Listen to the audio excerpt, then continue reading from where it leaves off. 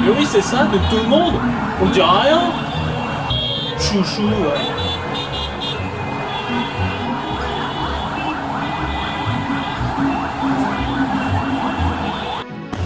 Foutus hollywoodiens, ils se croient tout permis. Bon. Apparemment, j'en ai encore pour un bon bout de temps, hein. En profiter pour faire quelque chose de constructif, n'est-ce pas? Parlons de l'épisode qui a ressuscité la série Doctor Who en 2005, Rose. D'où il vient? Qu'est-ce qu'il fait? Comment le fait-il? Et tout ce genre de pataquès. Et demandons-nous si Rose, sous un tout autre nom, aurait-il une autre odeur que celle du renouveau?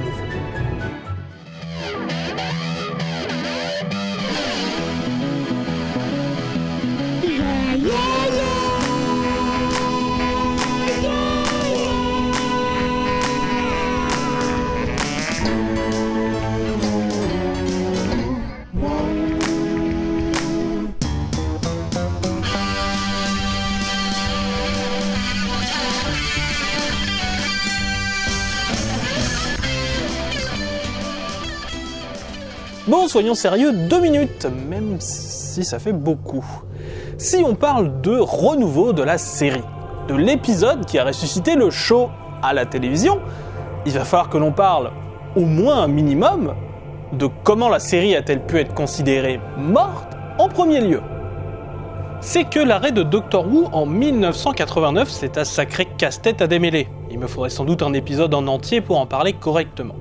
Donc on va essayer de faire court. En 1989, les acteurs et toute l'équipe de Doctor Who apprennent avec stupéfaction que l'épisode Survival, tout récemment tourné, sera le dernier pendant un moment et que la série est placée en hiatus, à savoir une pause de durée non limitée. Affairée, l'équipe tente de produire un monologue du 7e Docteur en voix off, histoire de placer un sentiment de conclusion, mais c'est peu. There are worlds out there where the sky is burning, where the seas asleep and the rivers dream. People made of smoke and cities made of song. Some of there's danger, some of there's injustice. Somewhere else the tea's getting cold. Come on, Ace, we've got work to do. C'est assez peu, surtout que la pause va durer. Environ une quinzaine d'années à la télévision, avec la petite reprise au cinéma d'un film Doctor Who, qui nous montrera un tout nouveau Docteur, le 8e Docteur dont l'interprète Paul McGann s'en sort avec les honneurs, dans une histoire qui, elle, a plutôt tendance à boire la tasse. Oh, on continue à avoir des histoires de Doctor Who, que ce soit par des romans, des comic books et même des histoires audio. Mais ce n'est pas vraiment le format par lequel la série a commencé, pas vraiment son format optimal, on va dire. Vers 2003, on aura une tentative de, dirons-nous, relancer en partie Doctor Who via une série d'animations en flash sur Internet.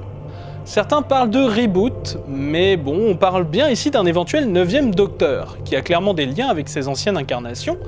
Par exemple, il a un TARDIS et un androïde, qui a la forme de son ennemi mortel, le Maître. Et si ça c'est pas chelou, je sais pas ce qu'il est, mais on a clairement un sentiment de départ à zéro, de vouloir faire découvrir la série à un nouveau public.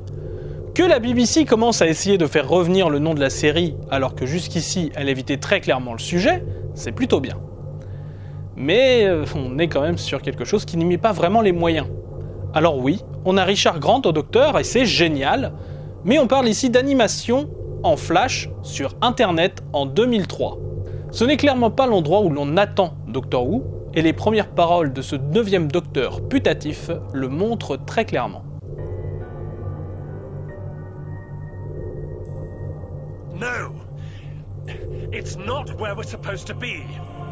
Mais ce 9e Docteur ne sera pas officiellement le 9e Docteur très longtemps, car Sauron, en secret, forgea leur maître anneau pour les... Je m'éloigne un petit peu du sujet, non ? Car en fait, au même moment se forgeait le retour de Doctor Who à la télévision, dans une vraie série à lui. Plus besoin d'écouter des histoires audio bootleg avec le 7ème Docteur qui se fait appeler professeur, parce qu'on n'a pas les droits pour avoir sa dose de Doctor Who, même si on fait des couvertures avec Sophie Aldred en petite tenue pour nous aguicher. D'ailleurs, on est un peu trop près de mes fétiches personnels pour que je me sente confortable actuellement, donc on va changer rapidement de sujet et on va parler du retour de Doctor Who à la télévision. Oui, je parle très fort à ce sujet, mais à l'époque, au Royaume-Uni, c'était une ambiance de dingue! Non, je ne déconne absolument pas. On parle quand même d'une série télé, de science-fiction, dont parlent les tabloïds et la presse people. Une série de télé, de science-fiction, bien qu'ayant une résonance avec la culture populaire profonde d'un pays, ne fait pas partie des sujets de choix pour les tabloïds. Sauf si on s'appelle le Sun, mais bon, ces types sont tarés à propos de Doctor Who depuis bien trop longtemps. Le retour de la série est plus ou moins miraculeux d'ailleurs. Russell T. Davies est un grand fan de Doctor Who et rêve de le voir revenir à la télévision. Il en fait un des buts à atteindre de sa carrière. Ainsi, après avoir connu le succès en créant des séries comme Queer as Folk, Bob and Rose et Second Coming, avec un Christopher Eccleston en grande forme qui préfigure un petit peu son rôle de docteur, la BBC cherche à recruter Russell T. Davies. Et ce d'autant plus qu'elle a refusé la série Second Coming qui est partie faire un joli succès chez son concurrent naturel, ITV. ITV, je te maudis! Étant possiblement le cri de guerre le plus courant dans les locaux de la BBC. Vous voilà prévenu. Russell T explique naturellement à la chaîne que la seule façon pour lui de venir à la BBC, c'est de travailler sur Doctor Who. La chaîne refuse et il faudra énormément de tractations internes, que je vous raconterai à une date prochaine, comprenez 2020, pour que la BBC puisse commencer à envisager le retour de la série de SF. Mais voilà, la décision est prise. Russell T. Davies va faire une mini-série Casanova avec un certain David Tennant, avec qui il passe énormément de temps sur le plateau à faire des blagues sur Doctor Who, notamment sur la datation de Unit, pendant la préparation du show. Pendant ce temps, la presse s'emballe et va jouer un petit jeu amusant pour faire passer le temps. Mais qui va jouer le rôle du Docteur dans cette nouvelle série ? Oui, je sais, je crie encore, mais que voulez-vous, il y avait énormément de bruit autour de cette question à l'époque. Un des prétendants les plus en vue pour jouer le rôle du Docteur était Bill Nighy, dont tous les indices portent à croire qu'il était vraisemblablement contacté. Mais la ligne officielle auquel se tiennent les participants de l'époque est de dire qu'il n'y avait qu'un seul choix possible dans leur tête. Christopher Eccleston. Et ce nom a été révélé par la BBC le jour où le journal The Sun, encore et toujours eux, annonçait que c'était sûr, c'était Bill Nighy. Ils ont bien reçu l'award du pire scoop de l'année, je vous rassure. Mais peut-on vraiment en vouloir au Sun ? Alors oui, clairement, raconter n'importe quoi dans la presse mérite qu'on le reveuille au moins un chouïa, mais franchement, qui aurait été allé parier un seul copec que Christopher Eccleston allait jouer Doctor Who ? Un personnage qui, dans l'inconscient collectif, se balade avec une écharpe de 3 mètres de long et qui distribue des Jelly Babies. Parce que Christopher Eccleston, c'était pas vraiment le docteur évident à première vue. Contrairement à son remplaçant que tout le monde a vu venir à des kilomètres, c'est qu'il sent fort le bougre. À la base, c'est quand même un acteur plutôt sérieux, qui a l'habitude de figurer dans des séries dites dramatiques, le genre qui fait pleurer dans les chaumières. Je veux dire, en 2004, dans un top sur les meilleurs acteurs de séries dramatiques, il se retrouve à la 19e place. Et pourtant, en avril 2004, on annonce un acteur de série dramatique comme le nouveau Docteur. Là où les derniers Docteurs de la série télé venaient du monde du théâtre expérimental et cachetonnaient dans des petits rôles avant de devenir le Docteur. On change clairement d'échelle. Cela montre une envie de sortir du moule stéréotypé du Docteur, celui dans lequel le 8e Docteur, par exemple, ou le Docteur de Scream of the Shalka, s'était si facilement retrouvé englué. Pour faire une comparaison forcément foireuse, parce qu'il n'existe aucun équivalent à ce qu'est Doctor Who en France, c'est comme si Lino Ventura reprenait le rôle de François Perrin. Oui voilà, ce genre de grand écart dans l'inconscient populaire. De suite, on a envie de voir ce que ça va donner, parce que quel est ce fuck ? Et pourtant, ce n'est pas encore le plus étonnant, au sens de beaucoup. Eccleston en Docteur, ça fait plaisir. Billie Piper dans le rôle du compagnon, ça fait grincer des dents. Beaucoup. Il faut dire que pour faire une comparaison encore une fois bien hasardeuse mais française, Billie Piper c'est Laurie.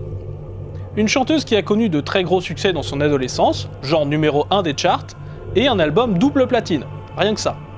Avant de plonger méchamment dans le côté ringard de la farce, et de mettre fin à sa carrière musicale en 2003, et de faire le tour du monde avec son mari du moment, Chris Evans, qui n'est pas l'interprète de Captain America mais un producteur bien plus âgé qu'elle. Bref, vous comprenez que quand on l'annonce en tant qu'actrice principale du renouveau de Doctor Who, pas mal de sourcils se sont levés, et pas de façon aussi classe que Roger Moore. Surtout que des chanteuses populaires dans le rôle de l'assistant du Docteur, on a déjà connu ça dans la série classique, avec Bonnie Langford, entre le 6e et le 7e Docteur, et c'était franchement pas une réussite, vu qu'elle figure parmi les compagnons du Docteur les plus détestés, avec Adric, le mathématicien géniard, Caméléon, le droïde qui marche pas, et Dodo qui s'est plus ou moins éteinte toute seule. Pas forcément une référence. La série se tourne, on sent bien quelques petites frictions sur le tournage, mais rien de bien méchant, ou en tout cas que je laisse de côté pour le coup. L'épisode était allègrement attendu par la population britannique, pour le coup.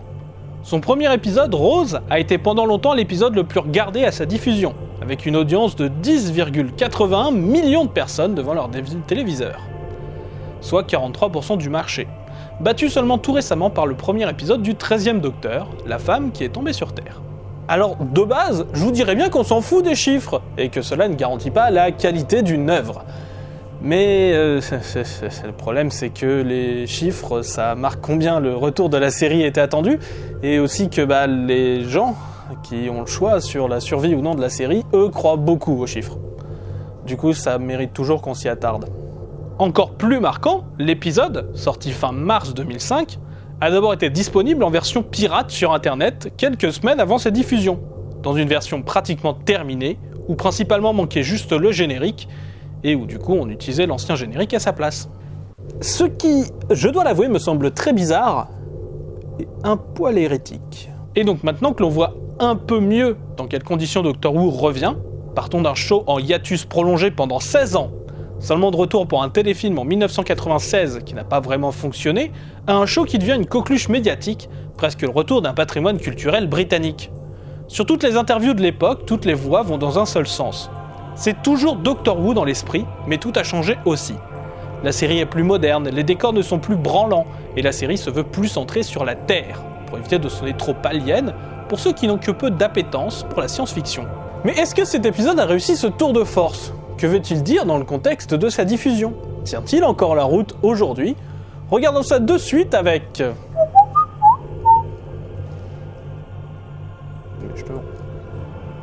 Ah bah quand même ! C'est pas trop tôt. Bon, on se retrouve dès que je me serai posé. Vous en faites pas, je connais l'administration de la jurisdiction, j'ai encore pas mal de temps à tuer avant qu'on me reçoive. C'est pas comme si ce que j'avais à dire était super urgent. Ironie inside, bien sûr. Mais bon, je sais que tenter de passer outre, ça me vaudrait beaucoup plus de difficultés que le reste. Enfin bref, à bientôt.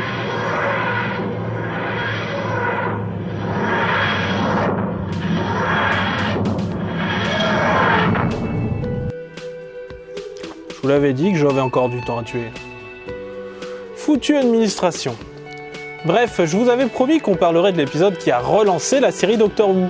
Et après avoir vu le contexte dans lequel l'épisode sort et l'attente qu'il suscite, voyons si cet épisode vaut le coup, ce qu'il cherche à dire, et s'il vaut toujours le coup aujourd'hui.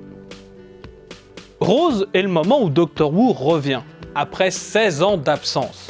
Il est sous le feu des projecteurs, et s'il a quelque chose à dire, c'est maintenant qu'il faut le faire, et Russell T Davies est parfaitement au courant.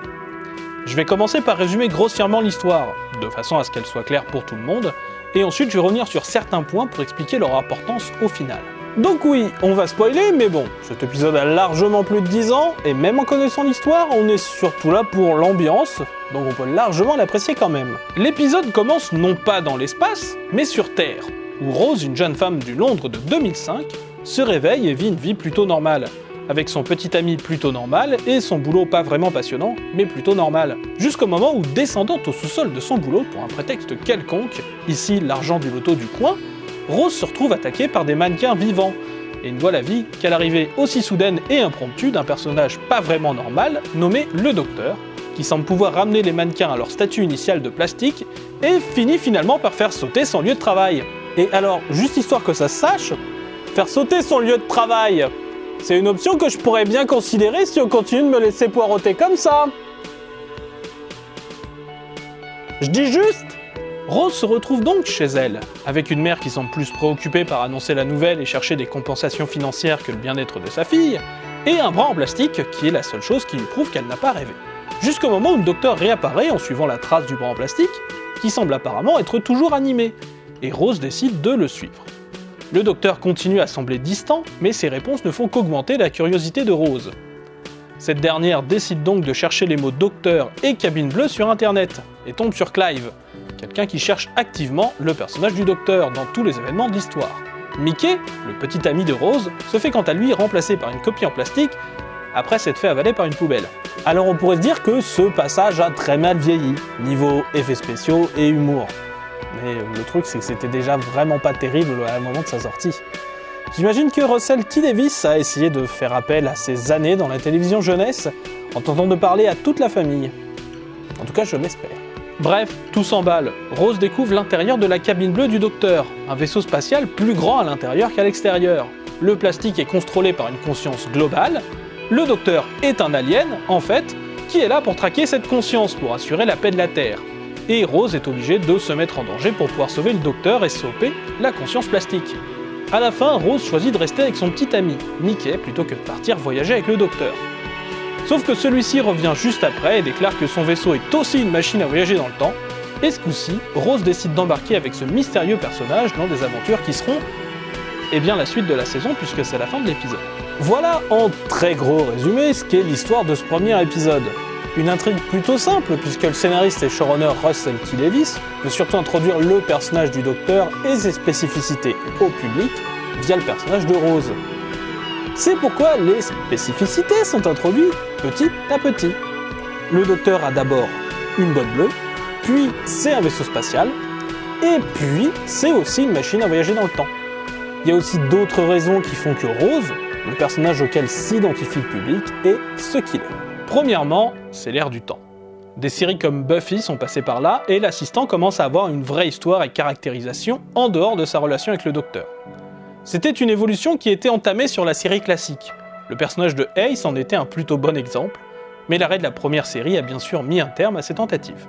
Deuxième chose, c'est le type de personnage qui est Rose et son environnement. La banlieue anglaise, la mère acerbe, le petit ami gentil mais idiot, ce sont des personnages de soap opéra. Et quelque part, Russell T. Davies le sait. La série qui a le plus bénéficié de la chute de Doctor Who, la série qui a pris la plupart de ses spectateurs, était forcément à la même heure et sur une autre chaîne. Et il s'agissait d'un soap opéra diffusé sur la chaîne concurrente ITV. ITV, je te maudis, n'a jamais cessé de proclamer la BBC. À demi-mot quand même, parce que, voilà, faut faire gaffe. Bien, ITV n'est clairement pas le seul fautif dans la chute qualitative et d'audience de Doctor Who, mais a un peu de responsabilité quand même. Et donner le retour de Doctor Who en l'affiliant au genre qui l'a un peu tué, c'est le genre de blague d'initié mais discrète dont peut raffoler Russell T. Davies. Et enfin, la dernière chose déterminante concernant Rose et son entourage, c'est clairement qu'il faut qu'elle vienne d'un genre d'histoire différente que celle de Doctor Who. Ce premier épisode est un nouveau contact entre une nouvelle audience et la série. Il s'agit quelque part d'une initiation. D'abord pour Rose, qui apprend, mais aussi pour le spectateur, qui apprend une des choses importantes de la série. La série traverse les codes. Les personnages principaux de Doctor Who, et surtout le Docteur, sont faits littéralement pour marcher dans n'importe quel type d'histoire, dans n'importe quelle situation narrative.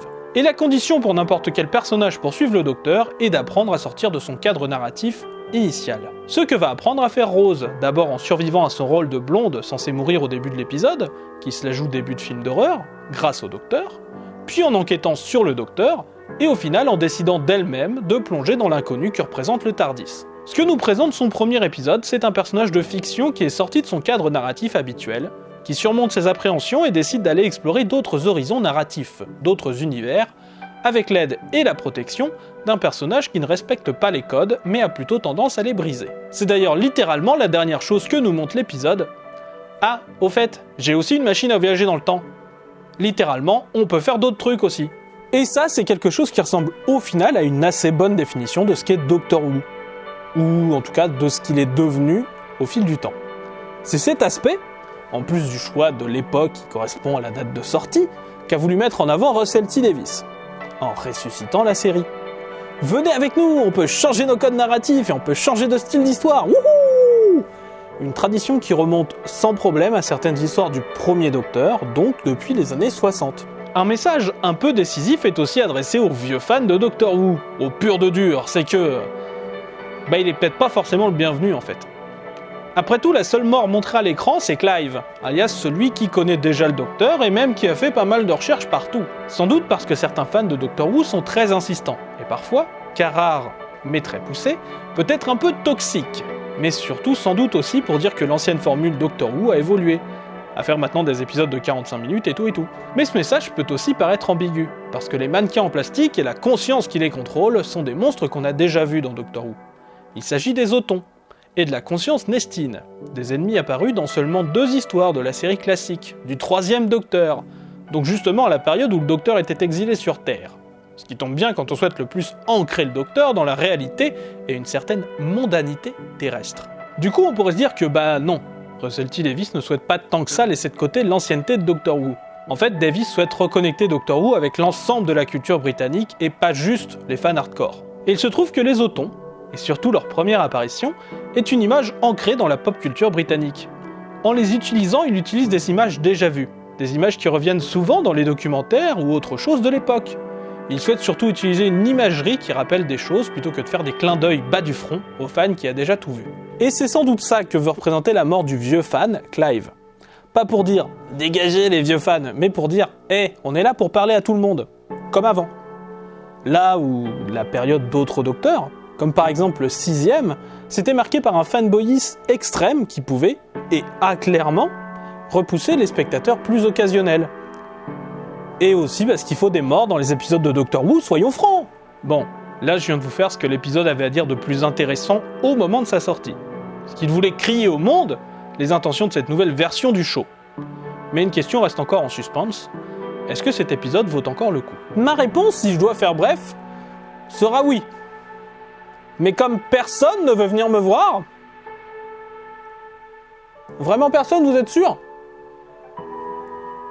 Bon bref, comme vous voyez, on a encore un peu de temps devant nous, du coup je vais vous faire la réponse longue. Alors oui, certains points ont vieilli, comme les effets spéciaux, mais encore une fois, déjà à l'époque, ces effets spéciaux n'étaient pas vraiment convaincants, donc aujourd'hui ils provoquent la même réaction. Et oui, l'histoire sert surtout d'introduction à l'univers de Doctor Who, donc si vous connaissez un petit peu la série, vous n'allez pas y apprendre grand chose. Bien sûr, le revers de cet argument, c'est aussi que c'est un très bon épisode pour découvrir Doctor Who, bien sûr en expliquant la date et le contexte de l'œuvre. Je le vends mal, mon épisode, mais ce serait dommage de passer à côté. Vraiment. Parce que cet épisode, si je l'ai retenu et si je l'aime beaucoup, ce n'est pas pour ses effets spéciaux, ni pour son histoire, mais pour son ambiance. Pour ces moments du quotidien où arrive d'un coup un être mystérieux qui chamboule tout, même nos croyances. Qui, au détour d'une conversation banale, peut nous sortir que sous nos pieds, le sol avance à plus de 1600 km à l'heure. La planète tourne autour du Soleil à 108 000 km à l'heure et qu'il arrive à le sentir. Au travers de cet espace, vous et moi, accrochés à la peau de cette infime petite planète, et que si on laisse tomber... Voilà qui il est. L'ambiance de cet épisode est magnifique. Sincèrement. La musique fait un travail incroyable pour nous plonger dans une atmosphère étrange, extraterrestre même, et ça tombe diablement bien. Le travail de lumière pour la première scène dans le Tardis est excitant, et j'irais même jusqu'à supposer que certains effets spéciaux sont peut-être à dessein, mal réalisés, afin d'être plus admiratifs et emportés quand on arrive à tout ce qui touche au Docteur. Car oui, tous les mauvais effets spéciaux, c'est ceux des bad guys. Notre héros, le Docteur, lui, a droit à un soin de toute beauté sur son ambiance. Bien sûr, tout cela n'est que conjecture. Pure conjecture de ma part, mais c'est quand même là. Le soin est apporté au Docteur, car tout l'épisode repose sur un triangle. Le Docteur, Rose et l'univers autour d'eux.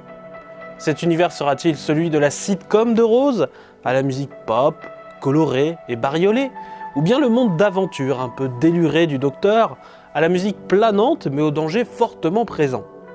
Car c'est un peu là tout l'enjeu de l'épisode, et son ambiance sert parfaitement son propos, et vaut encore aujourd'hui assurément le coup d'œil. Un peu de service après-vente quand même sur le contexte de l'épisode. Oui, car peu de temps après la sortie de l'épisode, une dépêche tombe des bureaux de la BBC. Eccleston ne jouera plus le Docteur après cette première saison. Oui, le docteur vient à peine de revenir sur les écrans et déjà sa vie est en danger. Sur l'écran, certes, mais aussi en coulisses.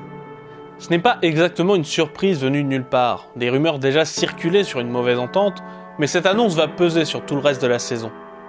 Dès son retour, le docteur annonce qu'il va partir. Car oui, déjà dans ce premier épisode, Eccleston est le docteur. Dès son pitch sur la rotation de la Terre, il est le docteur. Et voilà, j'espère vraiment vous avoir donné envie de découvrir ou redécouvrir cet épisode qui vaut toujours amplement le coup aujourd'hui. Quant à moi, il semble que je doive encore attendre un peu. Un peu étant un euphémisme. Vous l'aurez compris. Ça fait quand même vachement longtemps qu'on n'a pas eu de... En tout cas, il semble procès que... comme ça. La jurisdiction, quand même. Ouais. Ça fait combien de temps? Mathusalem et moi. Mathusalem. Attends, mais va pas trop vite, voyons. Oh, la jeunesse, enfin.